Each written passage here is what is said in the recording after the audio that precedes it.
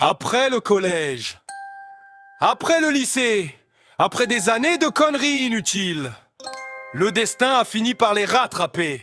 Une histoire incompréhensible de tondeuses volées, de machines à fumer, de caddies lancés dans une fontaine et d'un lama retrouvé dans une mairie. Résultat, les Daft putes se retrouvent derrière les barreaux et même la prison n'était pas prête.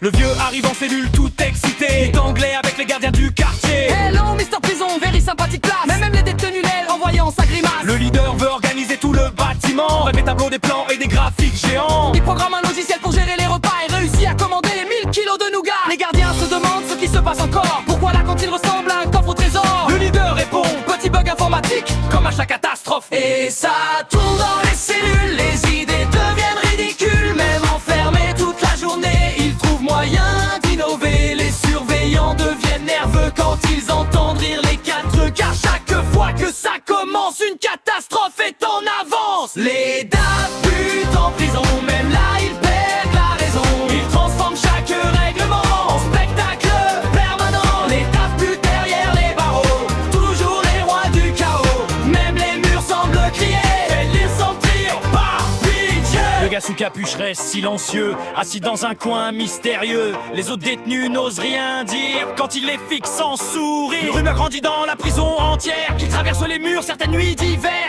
Personne ne sait si c'est vrai ou faux, mais personne ne veut vérifier non plus, surtout pas de trop. Le dernier, lui, n'a toujours rien de spécial, mais il provoque des accidents phénoménaux. Il trébuche sur un ballon abandonné et coupe l'électricité de tout le quartier. Les gardiens perdent patience, le directeur demande audience pour comprendre comment quatre idiots créent autant de dégâts sans outils ni boulot. Le vieux répond en anglais cassé, le leader montre des fiches, il est corrompu. La capuche regarde dans le vide et le dernier demande où est passé son jus. Les Daft putes en prison, une véritable malédiction. Même les détenus expérimentés n'arrivent plus à les supporter. Les Daft putes dans la cour inventent des bêtises chaque jour. Et malgré tous les règlements, rien ne les calme durablement. Ils organisent un tournoi d'échecs qui finit en bataille de pastèques. Le leader transforme une radio en machine à karaoké géante. Le vieux chante faux jusqu'au matin, la capuche apparaît puis disparaît au loin. Et le dernier casse une porte en s'appuyant dessus trop fort par erreur. Quelques années plus tard, le directeur de la prison prend sa retraite. Sur son bureau, un seul dossier reste ouvert. Affaire des Daft putes.